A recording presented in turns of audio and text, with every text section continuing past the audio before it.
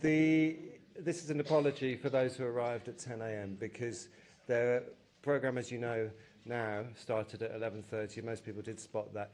Unfortunately, the website was incorrect and said at 10 a.m. So I do apologise for those who came down early, and I do hope that you're now enjoying the rest of your day. Thank you.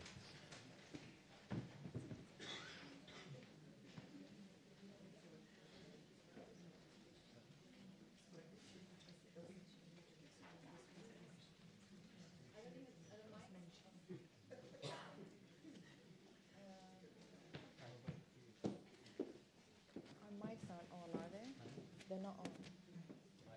No. Oh, they will. Okay. Are you about to do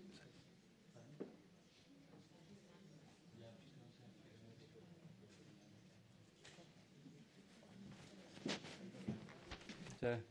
And Fatima Bhutto.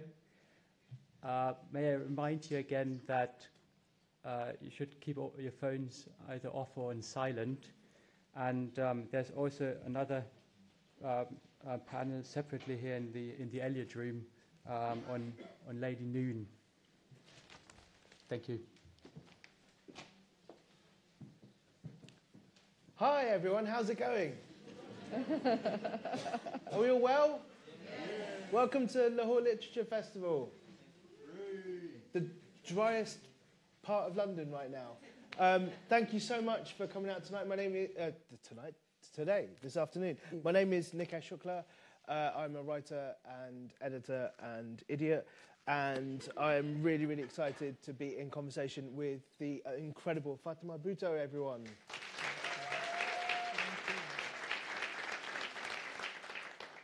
For the two of you who don't know Fatima's work, she is an author. Her debut novel, The Shadow of the Crescent Moon, was longlisted for the Women's Prize for Fiction.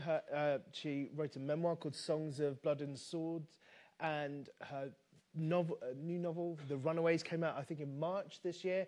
And also, just recently, because why put out one book a year when you can do two? She put out a new bit of non-fiction called New Kings of the World, Dispatches from Bollywood, Dizi and K-pop. And we're going to be talking about this book, The New Kings, and we're going to be talking about The Runaways, and we're going to talk about writing, and I think there will then be time for you guys to ask questions if you want to, and then there'll be, every single one of you will buy a book. Yeah. And then we'll go home happy. No, Perfect. you will stay for other events. You'll be here all day, I think. You'll be here right? all day, but at some point we will all go home happy. Yeah. Yeah. Okay, so thank you so much for being here today, Fatima. Thank you, so, 2 books. Yeah. How on earth did you manage to do 2 books? So in a year? That is nothing to do with my efficiency or productivity. That's just an accident of publishing schedules. And Nikesh is being very modest because he's also had about 3 books out in the last 2 years. 4, but I'm not. Four books. They just schedule things at different points, and I guess I was under the impression that I'd finished The Runaways about a year before I actually finished it, so that accounted for a little bit of the lag. But then things come out in different months and different moments, and it's my good luck to have had 2 out this year. So for people who might be surprised that the illustrious author of such amazing literary fiction might be super interested in K-pop and Turkish soap operas and Bollywood, tell us the inspiration for The New Kings. Tell us about the inspiration for The New Kings. Well, I started working on this book about 3 years ago, mainly because I was exhausted by the idea that everything had to be centered in the West, and that the West was a kind of birthplace of all ideas, arts, and entertainment. And if you've grown up anywhere, or if you live anywhere outside of the West, you know that while we consume Western culture, we also have access to so much more, whether that's Indian films or Pakistani television or Turkish whatever. And it seemed to me that while the last century was very much an American century, and America was largely uncontested in the fields of entertainment, the present day is an Asian one. And I really do believe that we are in an Asian century, and we're going to be even more obviously an Asian century in the years and decades to come. And I wanted to look at the politics the pop culture and pop culture, I mean just meaning popular culture. There is a bit of a distinction between high and low, which I think is unfair. I wanted to look at the politics of what's behind these big new powers who are going to be the cultural imperialists of the years to come. It's interesting because whenever you go into TV production companies to talk about ideas that you might have, they really want to find shows that will be big in India and China. That's what they're currently really interested in. Like here yeah, so here and I've been doing meetings here and in America as well. I think that's super interesting that now people are looking for instead of enforcing universality on Western popular culture or sort of promoting the Western popular culture as universal, they're sort of looking for things that actually are universal, which I think is interesting. I think that's true, but I also think it's kind of tokenistic in a way. So when you watch an American TV show, they'll have like one Desi character in the sort of background. Called like Richard or something. Called like, yeah, exactly, called like Mike. And that's supposed to make you feel seen and make you feel heard. You know, or they'll do things like they'll put out the first Asian American cast film in 25 years, and that'll be Crazy Rich Asians. And that's supposed to make you feel like somehow your lived experience is now on screen. Yeah. And I think they're really slow to it. I think, unfortunately, they're too late to the game. And what they've missed is that in the meanwhile, everybody else is doing it better than them already. So why would you watch, I don't know. I'm not going to badmouth shows. I still want to work on that. No, I mean... Don't you trap me. I was asking, and I did a talk the other day, and I said, well, name an American band, and everyone just looked at each other in silence, and somebody said BTS.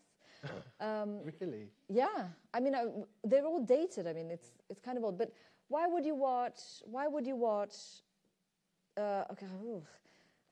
American Sniper, which is a film about the glorious principled personality of a literal American sniper, when you can go and watch an Iraqi film, when you can watch an Egyptian film, when you can watch a Turkish television show? Why would you watch an American version of something that you know better? I just don't think you would anymore. I mean, it's much harder to glorify the lone gunman when these horrific shootings happen if you don't have things like that kind of paint these people as heroes in some way. Absolutely. I mean, have all of you seen American Sniper? Is that the Clint Eastwood one? That's the Clint Eastwood directed it. I think it won an Oscar. It's the Bradley Cooper one. And there's that incredible scene where Bradley Cooper, who is the American Sniper, is on a rooftop. And what they don't tell you in the film is that it's based on his memoir. And his memoir was all about how he enjoyed killing barbarians. And I mean, I believe he actually calls them barbarians when he was on duty in Iraq. And there's an incredible scene in that film where the sniper is on a rooftop and he's looking through his gun sight. And there's a literal child, like an Iraqi child, turns the corner of a building and he's carrying a grenade launcher. And because, all Iraqi children are grenade launching murderers. And the American... And strong enough to carry them. And strong enough to carry them, and their parents let them out of the house to go shoot people. And the American sniper is looking through his gun sight at this Iraqi child saying, oh, don't do it, kid, don't do it. And he's sweating. I mean, he's almost about to cry at the idea that he has to murder him.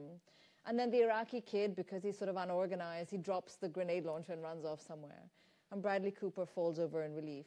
That's just not the truth of the Iraq War. That's not the truth of American power, and that's certainly not the truth of an experience of being a sniper. And I think when we had no options, we had to watch those films. It's not to say that Bollywood films are the truth, either. And I think, yes.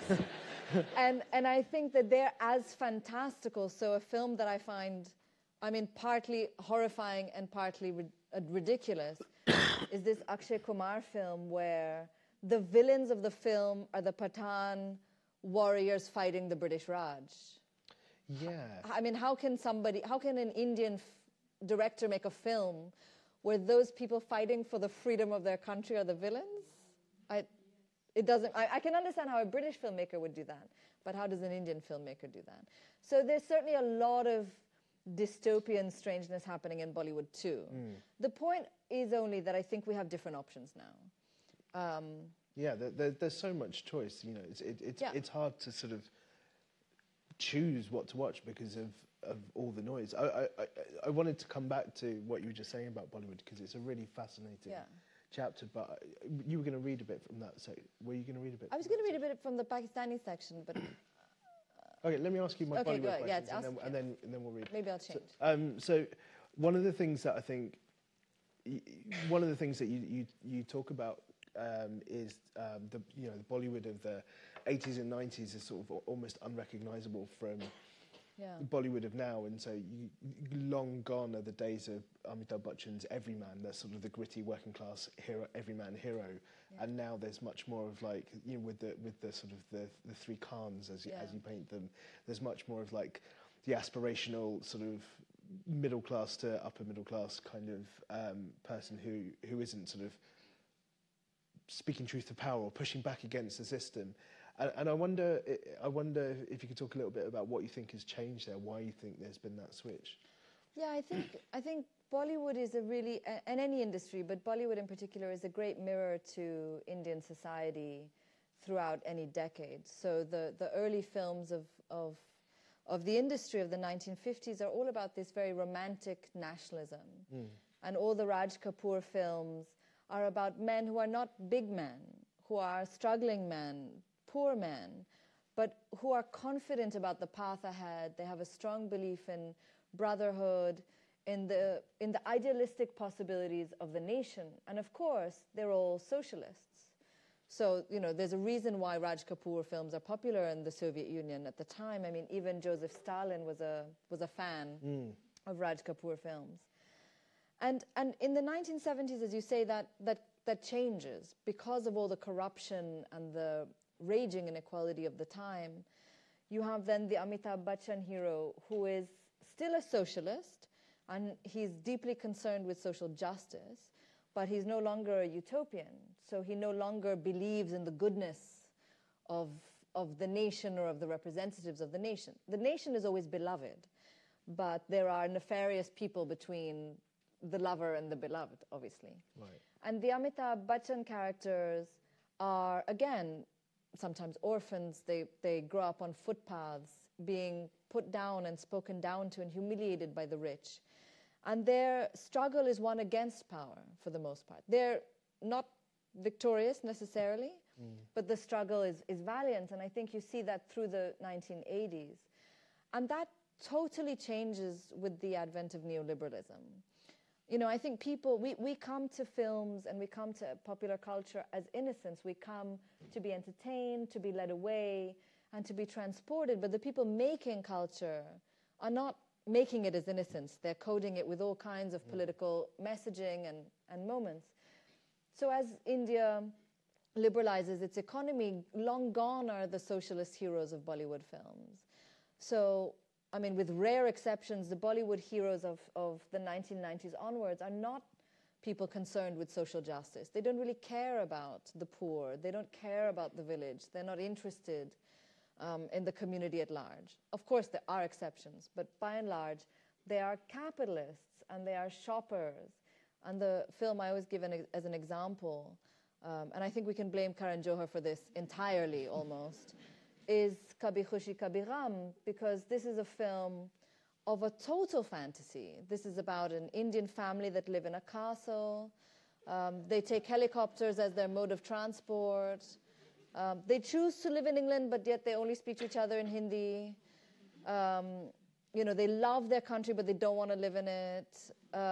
You know, when they are forced to take cars like civilians, then they take Ferraris. And this is exciting in Bollywood at the time that it comes out, because finally they've made it, and the signs of making it are material.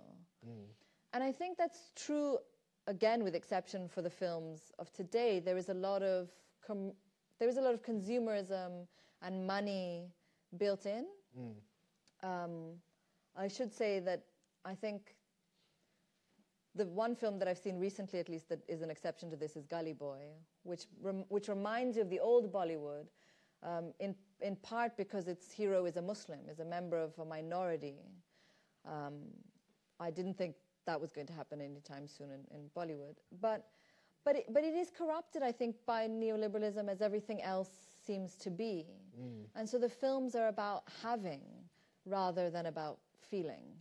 And you draw, and you know, I don't want to be sort of a non-practicing Hindu on the eve of Diwali bringing this up, but you draw some interesting comparisons with, you know, also you talk about the influence of Modi and the BJP on, you know, certain actors, and how certain films and actors are being used to kind of drive people to the voting booths, and also place messages in the film. And it's uncomfortable to read. I guess I don't watch as much current Bollywood as I'd like, but it sort of it kind of gives you the heebie-jeebies a little bit. It does, and I think again it's not unique in any way. So, you know, American Sniper is an American film about how valiant American snipers are. I mean, that is a film designed to make an American population feel relieved at its role in a disastrous and bloody war. But you wouldn't necessarily see the hand of the government on that film as much as or would you? Well, you could. I mean, you know, the CIA has a department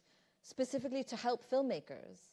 So you can, they're on the internet. I mean, it's not a secret. You can go onto the CIA website, and they will give you archival material. They'll help you with your script. They'll even help you with shooting if it tells the right story. Right. Okay. I mean, again, Pakistani films, which you can't. I mean, I'm not talking about Pakistani films in this context because we're talking of a massive difference in scale.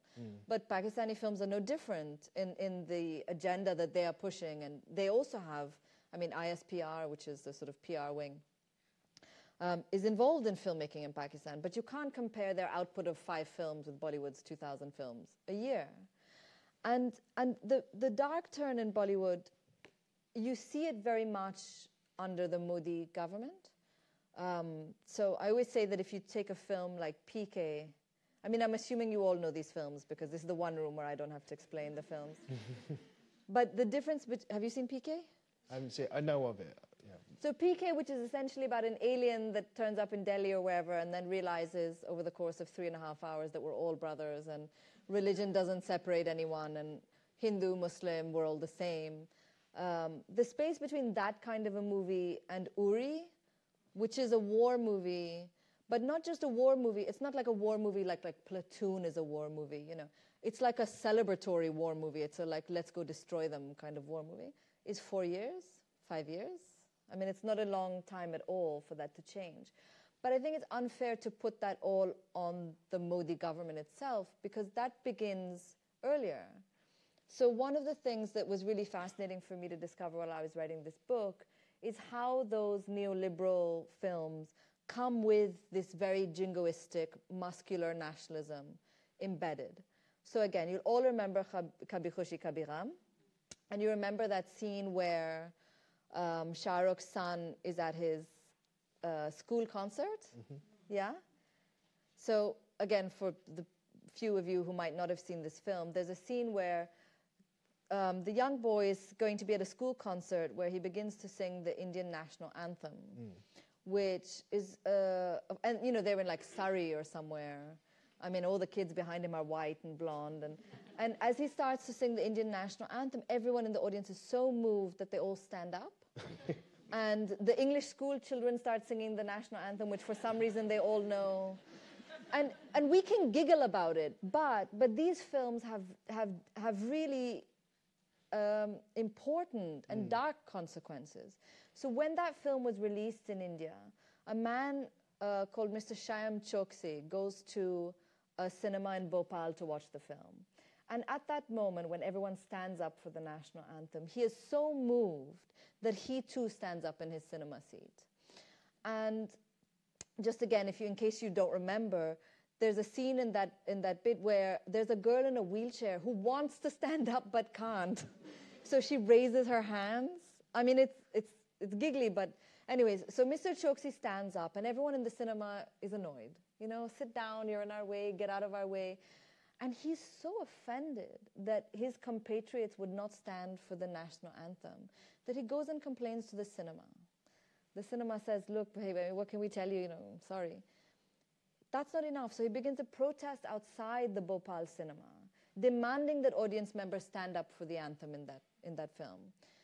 He then takes a litigation to the local courts, to the high courts, until he goes all the way to the Supreme Courts of India, which then make it mandatory for audiences across the country to stand up for the national anthem.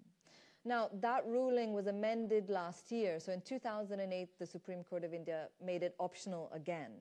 But, I mean, as we know from any experience, once you've made it mandatory, it's pretty hard to now make it optional.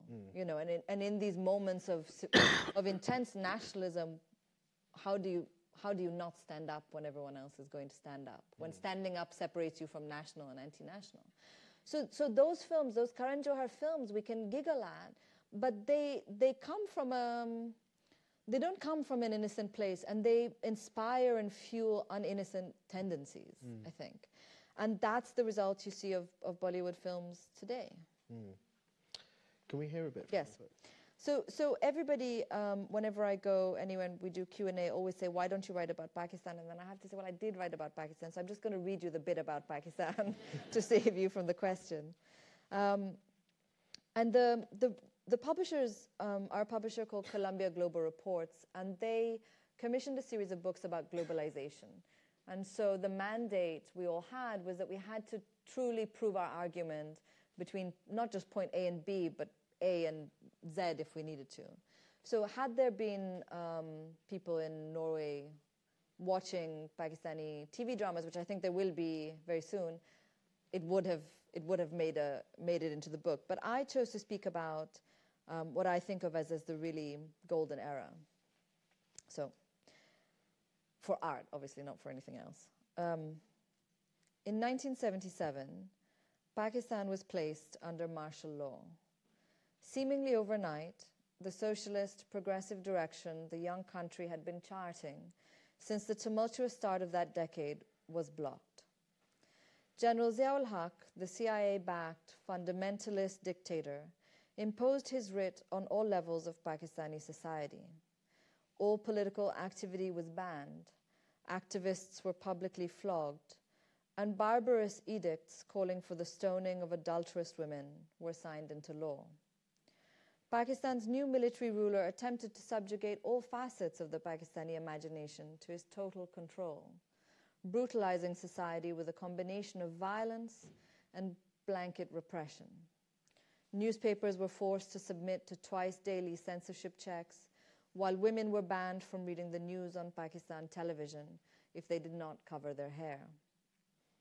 The same general who called for thieves to have their hands amputated was so offended by women dancing that at one point he even outlawed public performances of classical dance.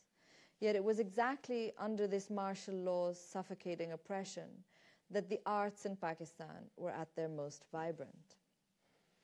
The artist Ejaz-ul Hasan painted his famous New Year's bouquet, a noose of barbed wire in an empty vase, after he had been arrested by the junta, tortured, and then subjugated to a mock execution. The journalist and playwright Imran Aslam wrote Khalij, a television serial about labor unions, the excesses of elite rule, and socialism.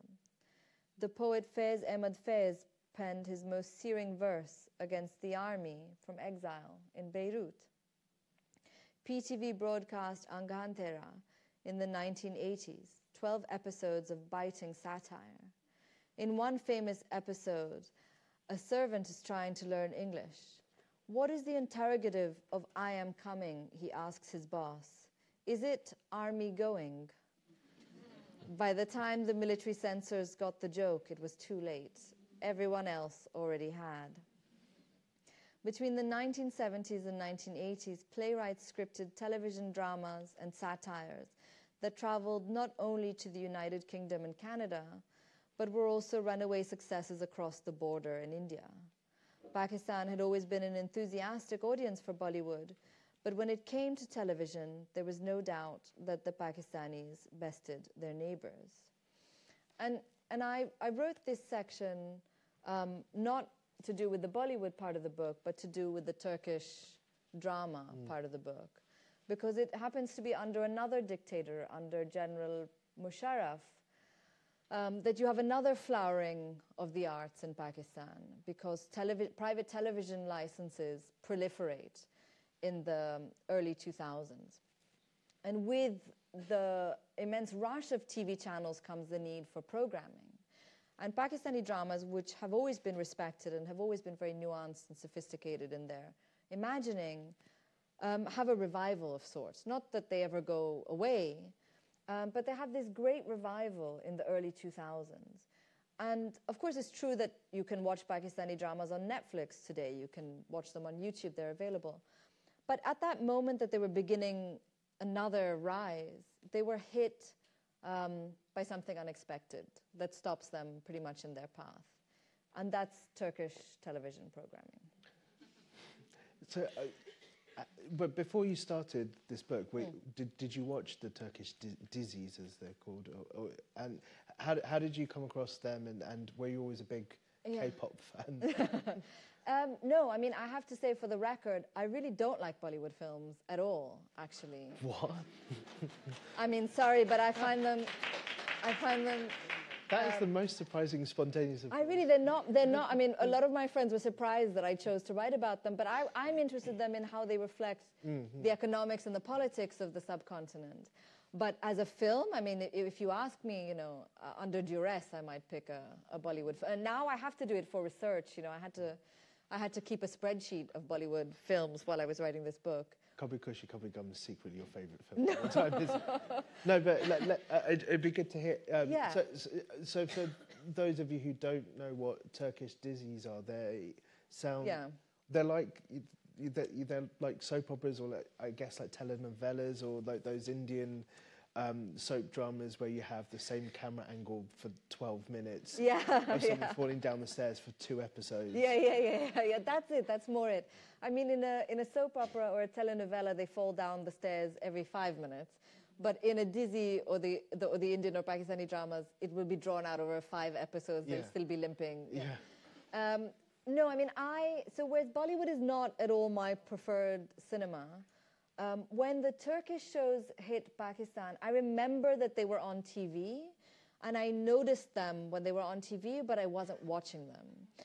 But I was puzzled by how popular they were, because everybody else seemed to be watching them. So I remember when Mera Sultan, which is the Urdu dubbed version of Magnificent Century, which is about Sultan Suleiman the Magnificent, was on television. But I thought this was, I imagined it as a kind of weird, you know, because Pakistanis and Turks have this weird kind of love affair between each other. I don't know why, but, you know, you go to Turkey as a Pakistani, they all but roll out a red carpet for you. They can, I interviewed the actor who played Sultan Suleiman, and he sang Jive Jive Pakistan to me. And I thought, why do you know that? And he said, oh, all Turkish children know the words to Jive Jive. We celebrate Pakistan's national holidays, and of course, we as Pakistanis are just bananas for anything Turkish. So we have this strange kind of brotherhood. And so I knew that they were popular in Pakistan, but I was really surprised to find how they were popular in Chile, in Argentina, in Japan, in Italy. That was something curious. And again, they're popular because they do something that's a takeoff on a Western model.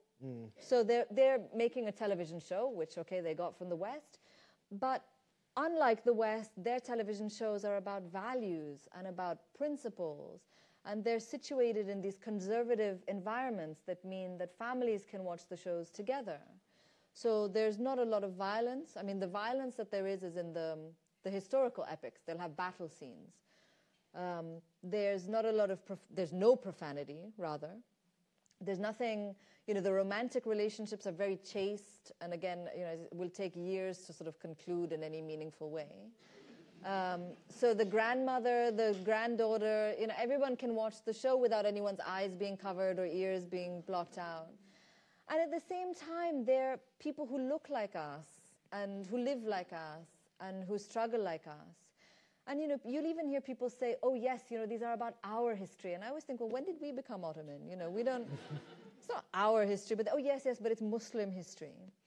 And you know, so a show like Magnificent Century or Mera Sultan did not really push the Muslim angle very much.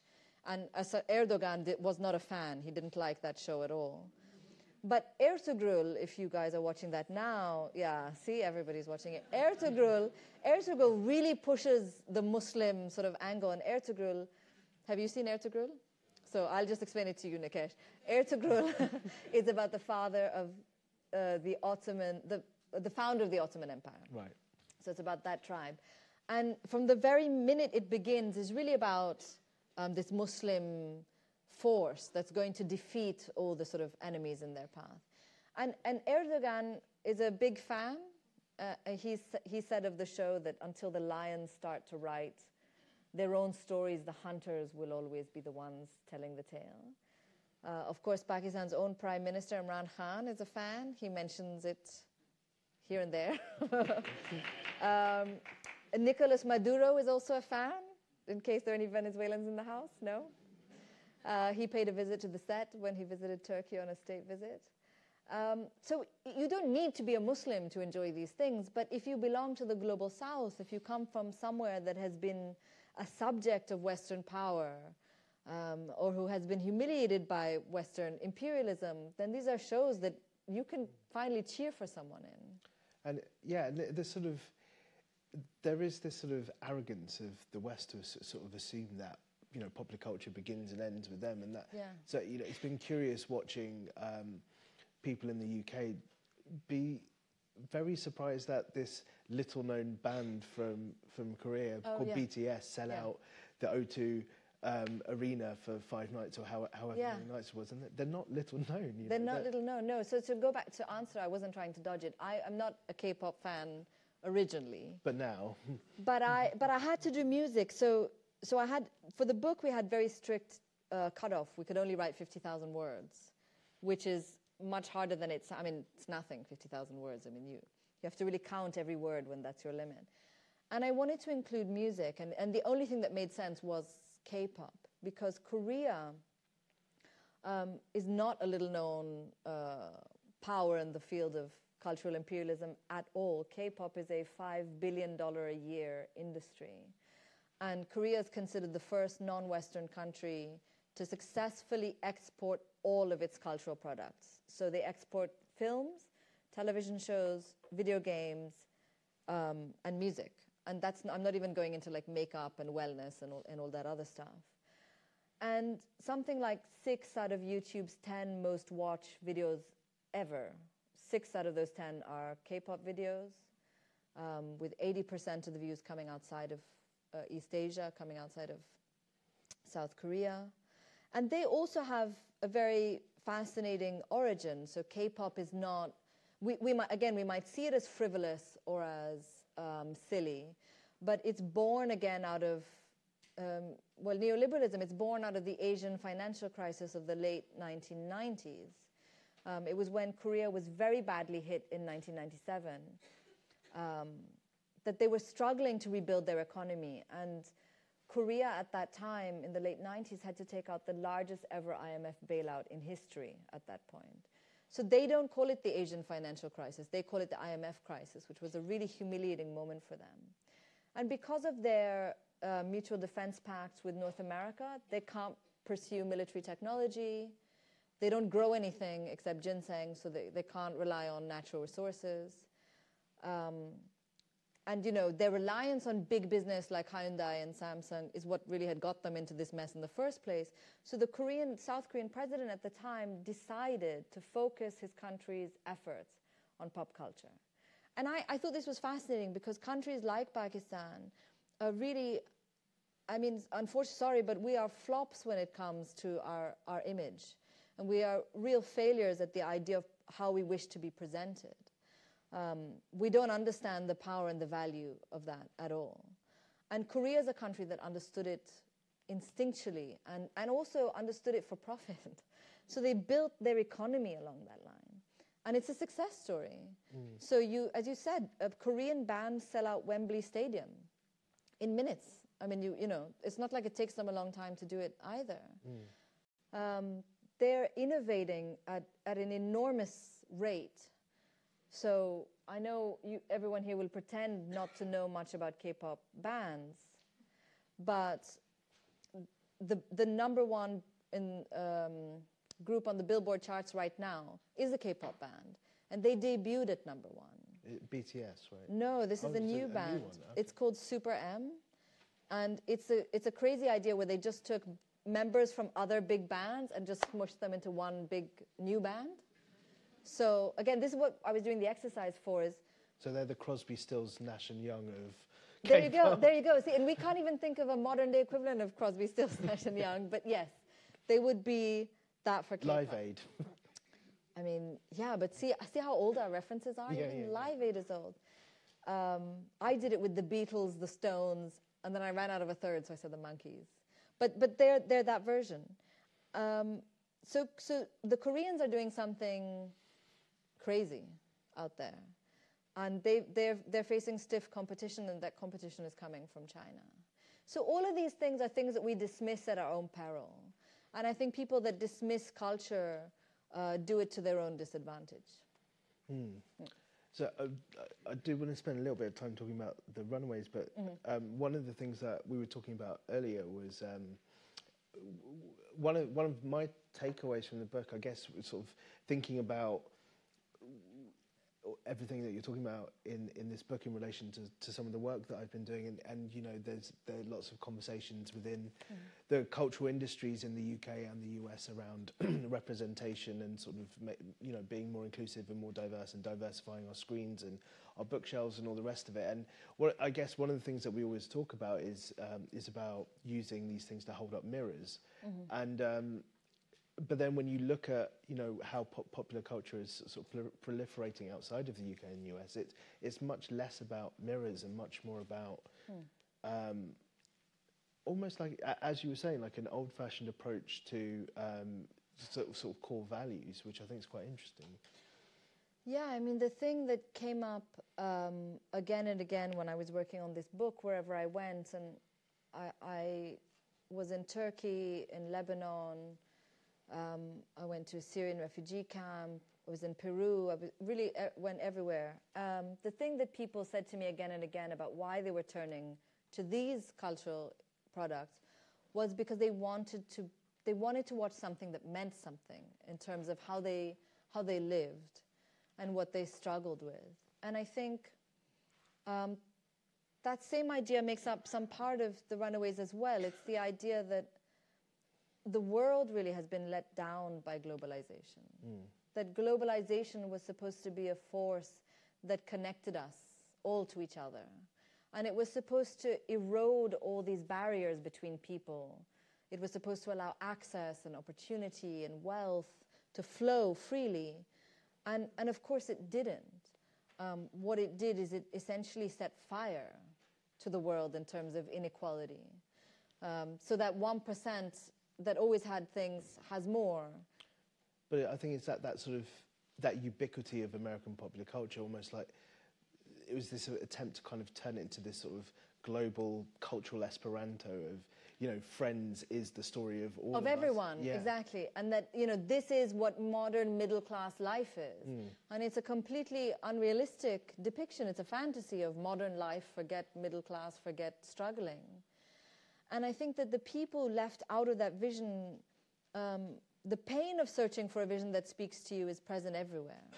I think if you happen to be, let's say, from a Muslim background in the West, where do you turn to find your tensions represented? Forget answered or a place for relief. There really isn't anything.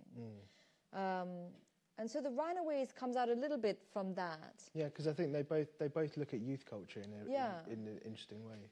Yeah, and I think if you're a young person in the world and you're excluded from society, if you're not fortunate like we are to be able to be having these conversations together in this room where people will give us space and time to talk to each other, if you're someone who's never been given that space to ask questions, to speak, you would be angry, wouldn't you?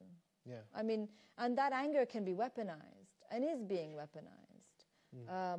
And I think it's easily weaponized because the vacuum is so large. Well, I'm talking of the Runaways. I remember reading you saying in an interview about it that you felt that the West just didn't understand radicalization, and that's kind of what spurred you on to want to attempt that book. Yeah, I think the West has always told us that radicalization happens to Muslims. That's it, end of story, thank you, we can go home now. And that's it. It doesn't talk about its role in the Muslim world. It doesn't talk about the wars it has waged for the last 20 years in the Muslim world. It doesn't talk about the fact that that people who might not even be Muslim, but might be brown or South Asian or Middle Eastern background, in their own countries are not given space.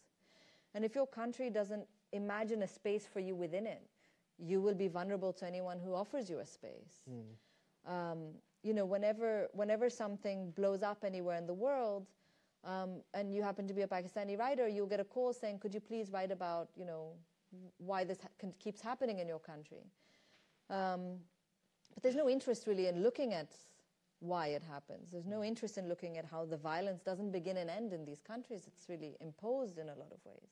Well, the thread of alienation runs through all three of those narratives in that book, doesn't it? Absolutely, and I do think it's dangerous to continue to leave an alienated and a wounded and an isolated generation alone. I think one has to speak to them and one has to talk to them in a way that isn't patronizing or offensive.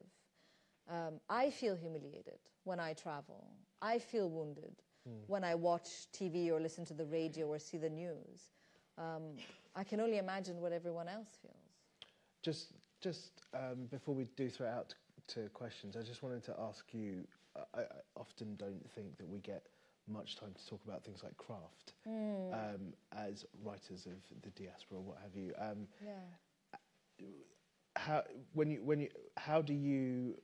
How did you balance writing three different perspectives? How did you kind of ensure each one had their own distinctive voice, each one had their own distinctive narrative, and that it kind of worked as a whole? I think when you're writing different perspectives in a book, you can't really begin the work of writing any of those people until you have imagined them fully. And the work of imagining them isn't, like, there's no end point. Of course, that continues. But you have to know every little thing about them, or at least be curious about every little thing about them in order for their voices to be different. And I like very much what Arundhati Roy said somewhere once about writing. Character, she said, you know, if you write a character about a road at night and there's a watchman on that road, even if we only see him for a sentence, you can't write him until you know what his dreams are and what his pain is and what happened to him that very night before we walked past him. And I think that's true, and I think that's what the beauty and the joy of writing fiction is, but that's also what the struggle is. That's also what makes it so difficult. Definitely. Yeah. Thank you. Okay, so we're going to throw it out to you guys for questions. Now, we haven't got a huge amount of time, so I'm going to just stress, this is not a question. It's less of a question and more of a comment, really. Yeah. So if you can ask quite short questions, that means we can get through as many people as possible. So I'm sure there are lots of you with questions for Fatima. So we've got someone right at the back over there. That I think there's a microphone coming around. If you can just speak into the microphone so we can all hear the question. Hello there. Thank you for a very nice discussion. I wanted to ask, you talked about the ways in which the Global South have essentially got the next century to obviously expand in terms of their cultural output.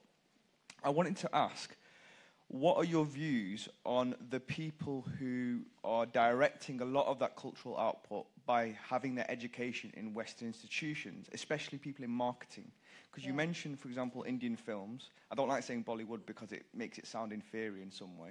But I'm seeing it in Pakistani media as well, where Indian media, Pakistani media, which I watch and my family watch, you can see there's a really key influence of people from marketing who've been educated here. So what are your comments about Western imperialism manifesting itself through economic and educational means by training the people who then go and make the decisions as to what gets commissioned or how things are That's a really good question. Great question. Are you going to ask a bunch and then answer, or we do them? Yeah. Just to I think that's a great question. Thank you for that. And I think you can already see it happening. You can see it okay, now I've already said Bollywood, so it's too late for me to back away from it. But in Bollywood films, recently you see, for example, that they're moving away from the song and dance, almost as though to appeal to Western audiences, without, I think, understanding that that's probably what brings people into watching those films. So a film like Razi had music, but no dancing, no sort of singing on mountaintops, and it's in Kashmir, but. And I think that's an attempt, they're trying to, even Gully Boy, which was about music, doesn't have any dancing. And I think that's essentially altering Bollywood in order to fit a Western mold that's going to make it sellable or relatable. And I think ultimately that's going to hurt it. Nobody is sitting there thinking, oh, I'm looking for a really thoughtful movie. Oh, I guess I'll watch Razi. Sorry, but they want to see color and they want to see all the exoticism that Bollywood is, actually. I think that will actually hurt the industry. And I think the ones who will go forward are the ones who are innovating on the Western model rather than submitting to it. The Turks are unusual in that way. I mean, when you watch a Turkish Dizi, there's not one word of English in a Turkish. They don't even say hi. They don't say cool or like bye or nothing. Everything is Turkish. They don't film in the West. They film exclusively in Turkey. They shoot in location. So I think they've got it. Now, will everyone else figure it out and follow? We'll see. I think the Koreans are a great model for that too. Their films are fascinating and work on their own kind of tropes and themes. But it's interesting which of those ones tend to cross over to here. It's much more the horror ones, whereas you probably don't get to see a lot of Korean comedy. And that's right. I think the ones who do it who are keeping to their own cultures very well are like the Iranians. So Iranian films are beautiful and they're so intricately designed, but that's high culture. So that's going to be in an art house cinema. That's not going to be shown on a roadside. But I think they're really innovative about how they manage their culture. We've got a question just here in the front. There's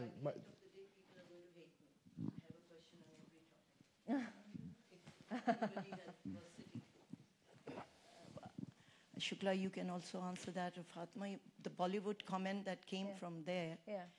There is the Bollywood, which is glamorous and decadent, and there is a whole very strong independent cinema tradition of India. Sure. So Bollywood was coined for the commercial and NRI's kind of films. Yeah. So do you agree with your usage of Bollywood was based on that aspect of the film industry of India? Yes, it is pure marketing and money and commercials. So gems do come along, but there is a difference. So you agree with that? So that's a very good point, that there is a huge regional cinema that comes across different regions. So Tamil films, different language. There is, absolutely. And in fact, the term Bollywood wasn't even invented for the industry. It was invented by a British crime writer who'd never even been to India. I love adding the first letter of something. Nollywood, Bollywood, Lollywood. Brexit. Yeah. But there will come, but there will come a time when we'll be making our own words and they'll have to add on to. I think that will come. It's a commercial word, you're right. It's a shorthand. We use it as a shorthand. But we will have to make up new. But we will have to make up new words soon. I think that's really what the coming years will show us. Got a question just over here. You could shout, I guess. This is a fascinating conversation. I have a lot to say. But what's really interesting now is also new media and social media. Yeah. TikTok. Yes. Is huge. Yes. So in Pakistan now, you see a lot of young people who are from different walks of life. It seems a little more democratic. Yeah. So I'm an actor and a director, and I was on a shoot recently, and I met some young kids, and they had 8 million followers on TikTok. Yeah. And nobody knew, and none of us knew them. Yeah. Right? So when we're talking about mass media, it seems to be changing, and they are taking ownership of the way they're telling their narratives. Sure, it's a short form, Yeah. We've But, only got a couple of minutes left, so if you could just get... Yeah, no, that's it. I was just saying that's something to sort of... Yeah. because I do think that there are people who are telling their own stories now with social media. Absolutely. I think you're so right. And TikTok, I mean, guess who's behind TikTok, of course, is China.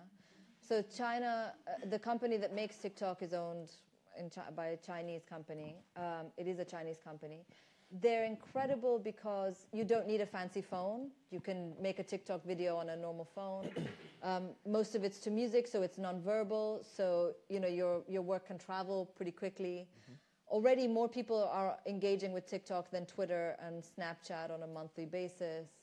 And TikTok is not only really innovative in how social media is changing but also how our tastes are changing. I mean, TikTok is going to change how music is made.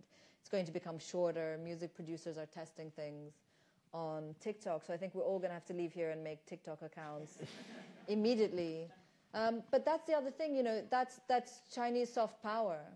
And again, it's to people's own peril when they dismiss it as an app for young people or a silly thing in which people are making music videos.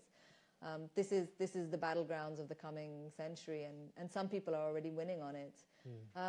By just capturing our attention. It's that simple, almost. I think we've got time for one last question. I think this lady had her hand up. You had your hand up earlier. Yep. Do you want to shout it out?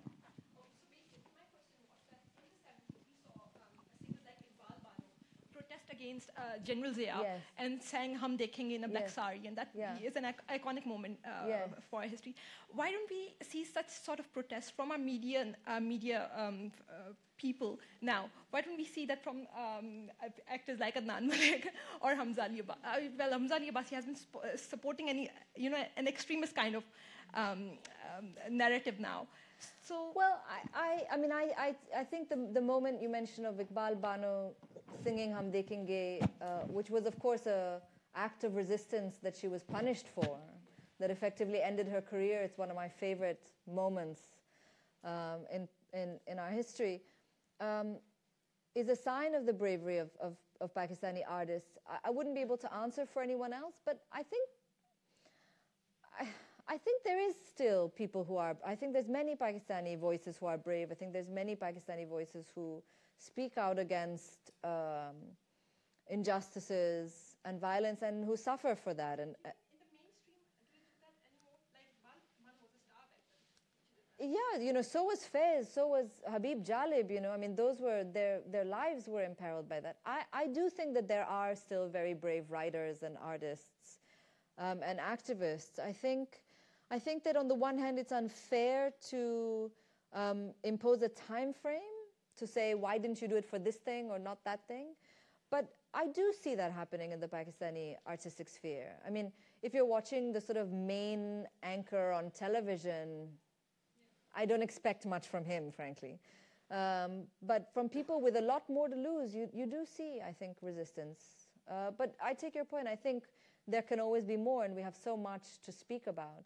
The important thing is that when people do take brave stands, I think we as Pakistanis should then support them, should then agree with them to instead of questioning each other all the time or being panicked and standing in the back, we should form a kind of circle around them to say we're with you. And we have to do that more if we want more people to speak out.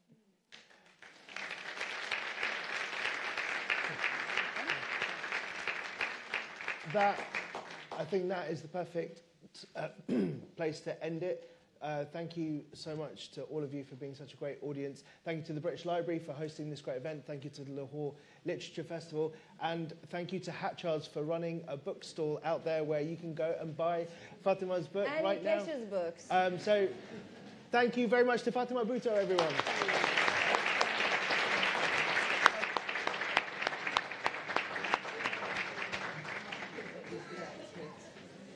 Excuse me, everyone. Just before we head off to the break, I have a couple of announcements. Excuse me. The author